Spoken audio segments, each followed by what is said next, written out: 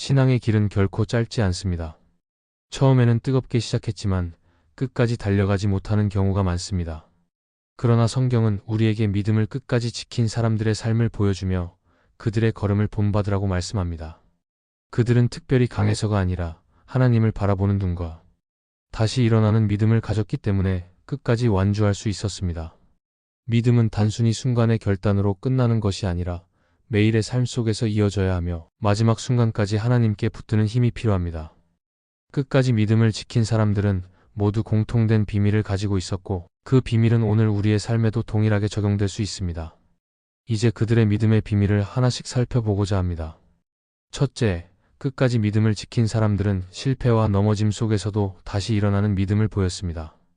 우리는 누구나 실패할 수 있습니다. 신앙생활을 오래 한 사람이라고 해도 넘어질 때가 있고 하나님을 온전히 의지하지 못하고 자신의 연약함에 무너질 때가 있습니다. 그러나 끝까지 믿음을 지킨 사람들의 공통점은 실패와 넘어짐이 끝이 아니었다는 것입니다. 넘어졌을 때 낙심하며 멈춘 것이 아니라 다시 하나님 앞에 나아가 회복을 구하며 일어섰다는 사실입니다. 성경의 인물들을 떠올려 보아도 그러합니다. 다윗은 하나님 마음에 합한 사람이라 불렸지만 밧세바 사건과 같은 큰 죄에 넘어졌습니다. 그러나 그는 회개했고 하나님의 은혜를 붙들었으며 다시 믿음의 길을 걸었습니다. 넘어짐은 있었지만 그것이 그의 삶을 완전히 무너뜨리지 못했습니다. 오히려 그는 다시 일어섰기에 끝까지 하나님을 붙들 수 있었습니다. 우리 역시 삶에서 수많은 실패를 경험합니다. 신앙을 지키고자 하지만 현실의 유혹 앞에서 흔들리고 때로는 하나님의 말씀보다 세상의 편안함을 선택하기도 합니다. 그러나 중요한 것은 실수와 실패가 믿음의 끝이 아니라는 사실을 아는 것입니다. 끝까지 믿음을 지키는 사람들은 실패를 통해 자신을 더 깊이 돌아보게 되고 다시 하나님 앞에 무릎 꿇으며 은혜를 구합니다. 이 과정을 통해 믿음은 더욱 단단해지고 하나님과의 관계는 더 깊어집니다. 실패를 인정하고 다시 시작하는 믿음, 그것이 끝까지 믿음을 지킨 사람들의 놀라운 비밀이었습니다. 사도 베드로의 삶도 그 좋은 예입니다. 그는 예수님을 따르겠다고 큰 소리쳤지만 정작 위기의 순간에 3번이나 주님을 부인했습니다. 그러나 베드로는 그 자리에서 무너져 버린 것이 아니라 눈물로 회개했고 다시 일어났습니다. 이후 그는 교회의 기둥이 되었고 복음을 위해 생명을 내놓는 증인이 되었습니다. 만약 그가 부인 이후 낙심 속에 머물러 있었다면 끝까지 믿음을 지킨 사람으로 남을 수 없었을 것입니다. 하지만 그는 다시 일어나 믿음을 붙들었고 끝까지 주님의 길을 걸었습니다. 우리가 실패했을 때 가장 큰 유혹은 포기입니다. 하나님이 나를 더 이상 사용하지 않으실 것 같고 내 인생은 이제 끝난 것처럼 느껴집니다. 그러나 끝까지 믿음을 지킨 사람들은 그 자리에서 포기하지 않았습니다. 오히려 그 자리에서 하나님의 용서를 신뢰했습니다. 실패의 순간을 은혜의 자리로 바꾸었고 그 은혜 위에 다시 믿음을 세웠습니다. 이 점이 매우 중요합니다. 넘어졌다고 해서 하나님과의 관계가 끊어지는 것이 아니며 실패했다고 해서 신앙의 길이 끝나는 것이 아닙니다. 끝까지 믿음을 지킨 사람들은 하나님은 언제나 회복의 기회를 주신다는 사실을 믿었고 그래서 다시 일어날 수 있었습니다. 우리의 신앙 여정도 마찬가지입니다. 넘어질 수 있습니다. 그러나 실패에 머무르지 않고 회개와 믿음으로 다시 일어날 때 하나님은 우리를 다시 사용하십니다. 오히려 실패의 경험은 믿음을 더 깊게 하고 하나님께 더 가까이 나아가도록 만듭니다. 실패 없는 삶이 믿음을 지키는 것이 아니라 실패 속에서도 다시 하나님께 나아가는 삶이 끝까지 믿음을 지키는 비밀입니다. 끝까지 믿음을 지킨 사람들은 바로 이런 믿음의 태도를 가졌습니다. 결국 중요한 것은 완벽함이 아니라 끝까지 가는 믿음입니다. 우리는 흔들릴 수 있고 연약할 수 있지만 포기하지 않고 다시 일어설 때 하나님은 우리를 붙들어 주십니다. 다윗과 베드로처럼 실패가 있었음에도 다시 일어난 사람들, 바로 그들이 끝까지 믿음을 지킨 사람들이었습니다. 그리고 그들의 삶은 오늘 우리에게도 동일한 도전을 줍니다. 실패와 넘어짐 속에서도 다시 일어나는 믿음, 그것이 끝까지 믿음을 지키는 첫 번째 비밀입니다. 둘째, 끝까지 믿음을 지킨 사람들은 평범한 일상에서도 하나님을 의식하는 훈련을 했습니다. 믿음은 특별한 순간에만 필요하지 않습니다. 위기는 예고 없이 다가오기 때문에 그때를 잘 이겨내려면 이미 일상의 자리에서 믿음이 단단히 세워져 있어야 합니다. 믿음을 끝까지 지킨 사람들은 화려한 순간이나 특별한 사건에서만 하나님을 찾지 않았습니다. 오히려 반복되는 일상 속에서 늘 하나님을 바라보고 의지하는 습관을 만들었습니다. 그들의 비밀은 위대한 사건이 아니라 평범한 하루 속에서 하나님을 기억하는 데 있었습니다. 다니엘의 삶을 보면 분명하게 알 수 있습니다. 그는 바벨론의 포로로 살며 낯선 환경에 있었지만 매일 하루 3번 예루살렘을 향해 무릎을 꿇었습니다. 이는 단순히 종교적 행위가 아니라 하나님을 의식하며 살아가는 훈련이었습니다. 결국 그 습관이 사자 굴에 던져졌을 때도 믿음을 흔들리지 않게 붙들어 주었습니다. 위기의 순간 다니엘이 갑자기 담대해진 것이 아니라 이미 평소의 삶 속에서 하나님을 의식하는 훈련이 있었기에 믿음을 지킬 수 있었던 것입니다. 우리의 삶도 마찬가지입니다. 평범한 하루가 쌓여 인생을 이룹니다. 그 하루하루 속에서 무엇을 바라보는지, 누구를 의식하며 사는지가 믿음을 결정합니다. 끝까지 믿음을 지킨 사람들은 아침에 눈을 뜰 때 하나님께 기도로 하루를 시작했고, 작은 결정 앞에서도 하나님의 뜻을 생각했습니다. 밥을 먹을 때도 감사했고, 대화 속에서도 하나님 앞에서 정직하려 했습니다. 이처럼 작은 습관들이 모여 믿음이 단단히 세워졌습니다. 예수님은 제자들에게 일용할 양식을 구하는 기도를 가르치셨습니다. 이는 단순히 먹을 것만을 구하는 의미가 아닙니다. 매일매일의 필요와 순간마다 하나님을 의지하라는 뜻입니다. 끝까지 믿음을 지킨 사람들은 이 말씀을 삶으로 실천했습니다. 크고 놀라운 사건이 아니라 작은 필요 앞에서도 하나님을 의지했고 그 습관이 큰 시험 앞에서 믿음을 지탱해 주었습니다. 그러나 많은 사람들은 큰 어려움이 닥쳤을 때만 하나님을 찾습니다. 평범한 날들에는 하나님을 잊고 자신만의 힘으로 살아가려 합니다. 그렇게 되면 위기의 순간에 믿음을 지키기 어렵습니다. 반대로 믿음을 끝까지 지킨 사람들은 달랐습니다. 평범한 하루 속에서도 하나님과 동행하며 그것이 쌓여 위기를 이길 수 있는 힘이 되었습니다. 믿음을 세우는 훈련은 멀리 있지 않습니다. 말씀을 묵상하며 하나님의 뜻을 마음에 새기고 기도를 통해 하나님께 마음을 드리며 작은 일에도 감사를 표현하는 것이 훈련의 시작입니다. 작은 순종 하나가 모여 큰 믿음을 만들어갑니다. 하나님을 의식하는 습관은 우리의 믿음을 강하게 세우는 실제적인 방법입니다. 끝까지 믿음을 지킨 사람들은 위기의 순간에 갑자기 강해진 것이 아니라 일상 속에서 하나님과 함께하는 습관을 가진 사람들이었습니다. 다니엘처럼 하루하루의 기도와 작은 순종이 쌓여 결국 큰 믿음을 이루게 된 것입니다. 오늘 우리의 삶 속에서도 하나님을 바라보는 습관을 세운다면 우리의 믿음도 흔들리지 않는 기초 위에 세워져 끝까지 지킬 수 있을 것입니다. 평범한 일상에서 하나님을 붙든 삶이 바로 그들의 놀라운 비밀이었습니다. 셋째, 끝까지 믿음을 지킨 사람들은 죽음조차 믿음을 흔들 수 없다는 확신을 가졌습니다.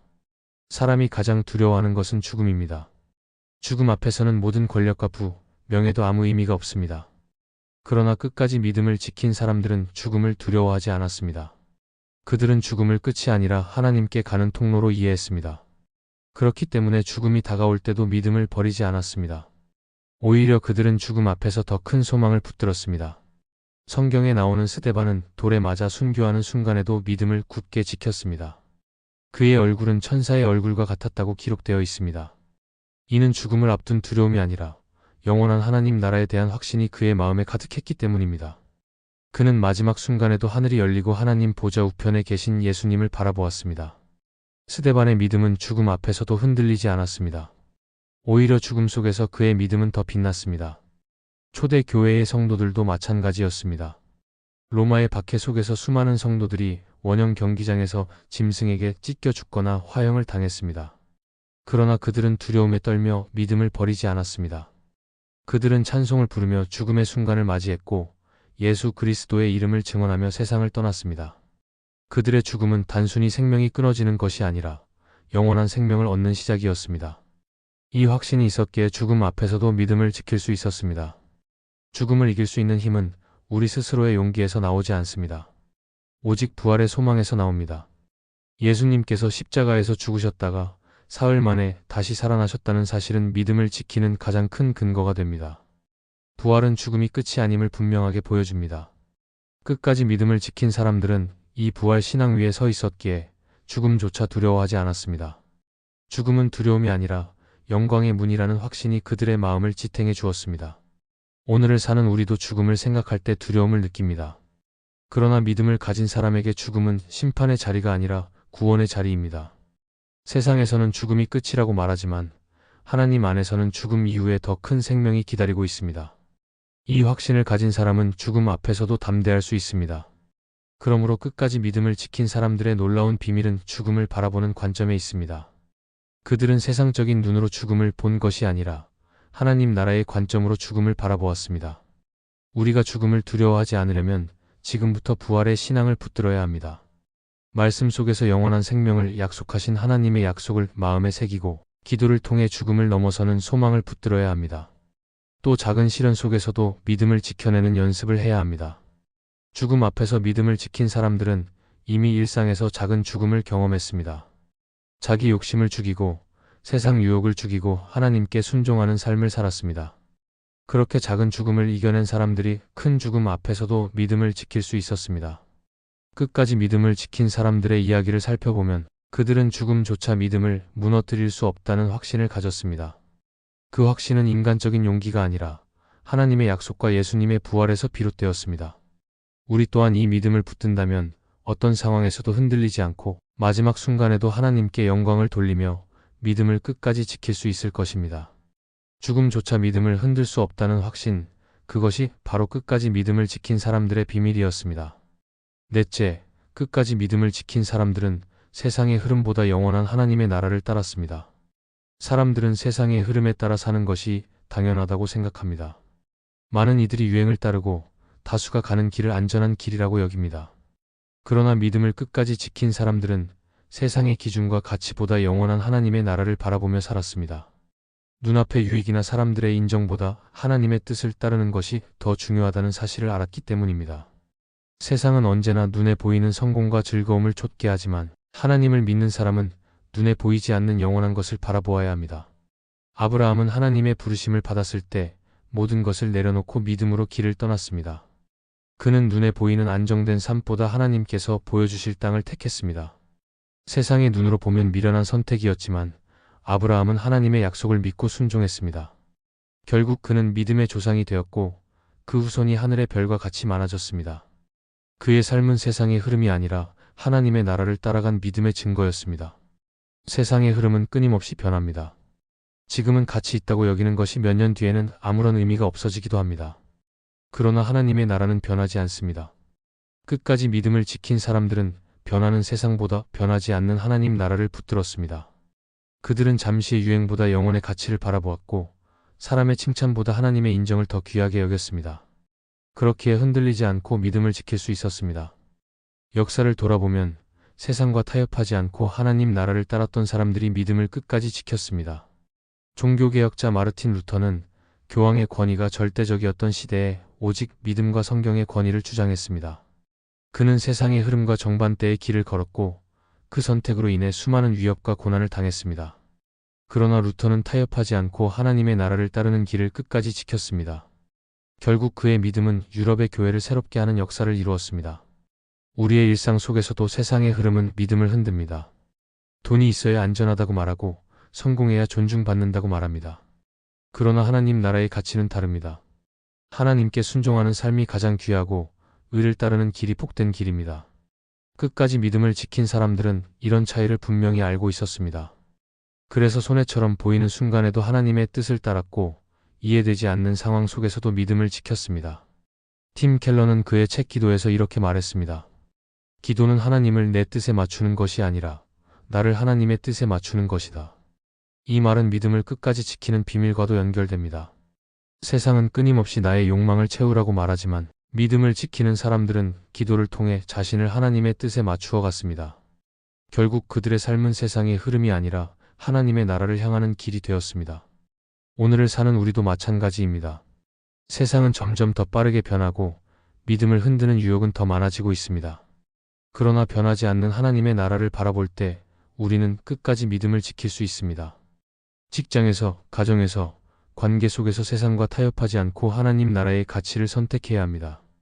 작은 결정 하나에도 하나님을 의식하며 그분의 뜻을 따를 때 우리의 믿음은 흔들리지 않고 자라갑니다. 끝까지 믿음을 지킨 사람들은 세상의 흐름보다 하나님의 나라를 따랐습니다. 그것은 쉽지 않은 길이었지만 영원한 가치를 붙든 선택이었습니다. 우리 역시 세상의 흐름 속에서 흔들리지 않고 하나님의 나라를 바라볼 때 믿음을 끝까지 지키는 길을 걸을 수 있을 것입니다.